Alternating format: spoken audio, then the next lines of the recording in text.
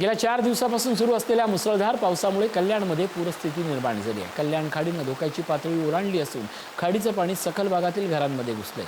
प्रशासनानं नागरिकांना सतर्कतेचा इशारा देत अनेक कुटुंबांना सुरक्षित स्थळी हलवलंय। उल्हास नदी आणि काळू नदी या दोन्ही नद्या दुथडी भरून वाहत आहेत, त्यामुळे खाडीची पाणी पातळी झपाट्यानं वाढली असून पूरस्थिती निर्माण होण्याची शक्यता आहे।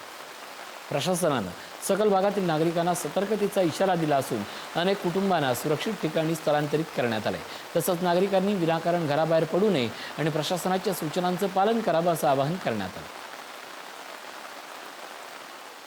ही जी समोर आपल्याला जी दिसते खाडी ही दुतर्फी होऊन वाहत आहे। या समोर असणाऱ्या खाडीचा प्रवाह हा आता धोक्याची घंटा ही वाजलेली आहे। पाणी आता मोठ्या प्रमाणात या ठिकाणावरून वाहत असून जर अशाच पद्धतीने रात्रभर पाऊस सुरू राहिला तर पूर येण्याची ही दाट शक्यता ही वर्तवली जात आहे। त्याचबरोबर अनेक नागरिक हे मासे पकडण्यासाठी सकाळपासूनच या खाडी किनारी आलेले आहेत। त्यामुळे आता जर अशाच प्रकारे पाण्याचा प्रवाह आणि पाण्याची जी संततधार जर लागून राहिली तर कदाचित कल्याण, डोंबिवली असेल, उल्हासनगर, बदलापूर असेल आणि याचबरोबर ठाणे जिल्ह्याला मोठ्या प्रमाणात पूर येण्याची ही शक्यता वर्तवण्यात येत आहे।